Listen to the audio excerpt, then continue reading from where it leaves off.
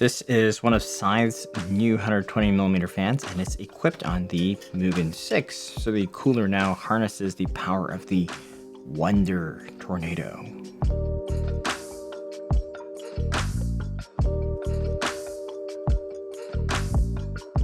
Welcome to Machines More. So today we're taking a look at the latest Scythe Mugen update. This is the Mugan 6.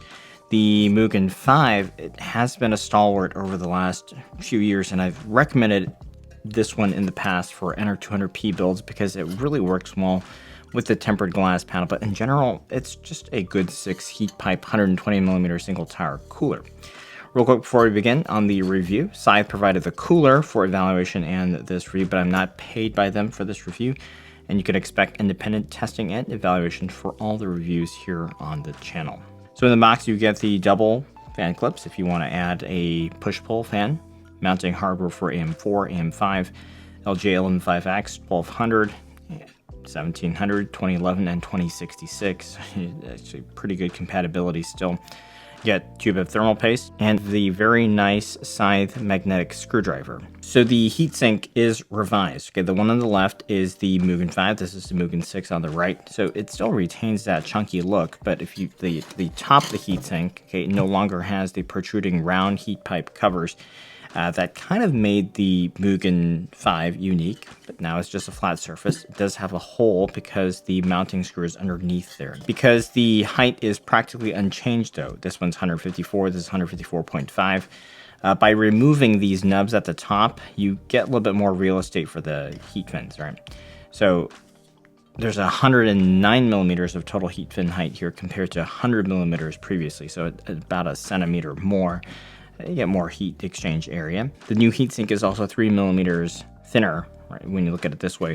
So there's a little bit less thickness for the fan to have to work through. In addition to the now narrower heatsink, the new one features additional fin density as well. So for every 7 or so heat fins on the old Mugan, I counted 9 on the new one, and that's going to add additional resistance for the fan to have to work through. So the airflow dynamics for the new heatsink are very much changed. And the width of the heatsink, it's practically unchanged. So yeah, there's still a large offset for the heatsink, you can see here.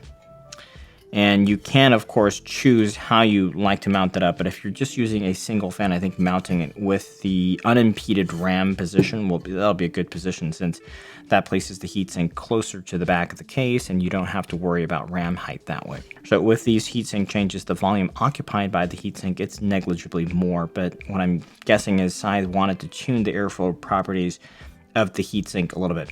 And I've tested a few versions of the Mugan, and one of the limitations in the past has seemingly been this heatsink shape, right? It felt like you hit a point of diminishing returns very quickly.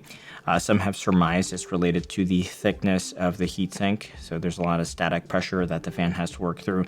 But regardless of fan speed or fan upgrades, the old heatsink, it seemed like it hit a point where incremental gain was very little, and even if you upgraded to the best fan, it didn't make any difference. Speaking of fans, this one is the new one, the Mugan 5. It did use the Scythe Flex, okay? Scythe Flex on the left. The new one is the Wonder Tornado. They also did a version of the Mugan which was with the Wonder Snail, and this one looks a lot like it, but the speed is different. This one goes to 2000 RPM and it has 9 blades. See how it all works. First off, the low noise normalized interval with the 1500X, 4.6 gigahertz at 1.25 volts. So it's about 2 decibels over the floor. The Wonder Tornado is spinning at 1580 RPM here. The Mugan 6 isn't actually particularly impressive here. In fact, the old Mugan 5 with the Scythe Flex, it does do a little bit better. And we can see this phenomenon. When you put the old fan on the new heatsink, the performance is even worse. So from what I can tell here, at lower RPMs, the heatsink, it does seem a little bit weaker. But when you step up to the next noise interval at about plus 4 dB, that's when this new heatsink comes alive. So here the Mugan 6, it pulls ahead of the old one, and when you mount the Scythe Flex on this one, it gets an even better performance. So the way this heatsink is tuned, it seems to be biased towards the higher end of fan speeds. And then finally at 100% with the new fan, which is a decibel louder than the previous level, you can still have a slight improvement. Scythe also has the Grand Tornado, which is an LCP version of the Wonder Tornado. It's more noise optimized, better materials, and it runs a decibel quieter at the same maximum RPM as the Wonder Tornado.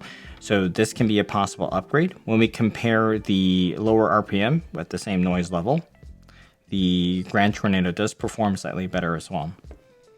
So with previous versions of the Mugen 5, performance wouldn't necessarily scale like what we see here. So this heatsink, I'd say, is improved, and especially if you are looking to deploy this with something, a CPU with a bit more power, where the fan is going to be running a little bit faster anyway. I think this is going to be a better choice than the Mugen 5.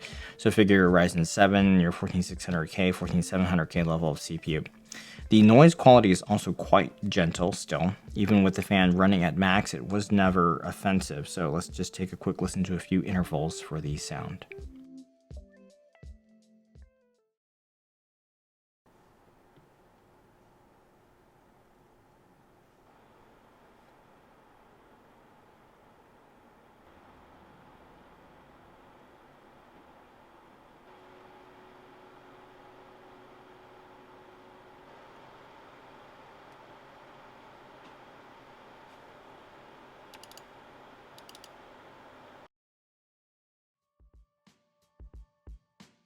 All right, so Mugen 6 is priced at around $46, $47 US, which isn't unreasonable for a single tower. Figure the Mugen 5 Black, which you can still get, is more at $53 US right now, though that has a little bit more polished appearance since, at the end of the day, this is a pretty vanilla looking cooler now that they've toned down the aesthetic a bit.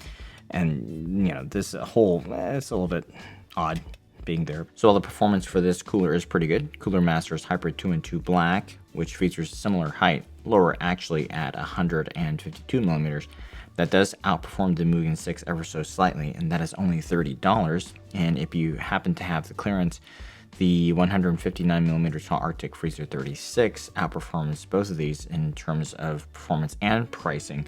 And I would still tend to recommend either of those coolers at this point. And you can just spend the difference on a nicer fan. For example, this is priced at $20. So, but at the end of the day, the Mugen 6 is still very much a cooler to consider in the single tower category. And one thing I would be looking forward to is if Scythe can do a version of the Mugen 6 with the Grand Tornado bundle. And since at retail, it's only a few dollars more, but I think it would make a lot more sense for people to just pay the difference, get the better combo up front rather than having to upgrade and then you have a stock fan lying around that may not be used. So yeah, good cooler. That'll do it for this review here. Please make sure you are subscribed and give a like if you found this review helpful. Links are down below, and a big thanks for watching today.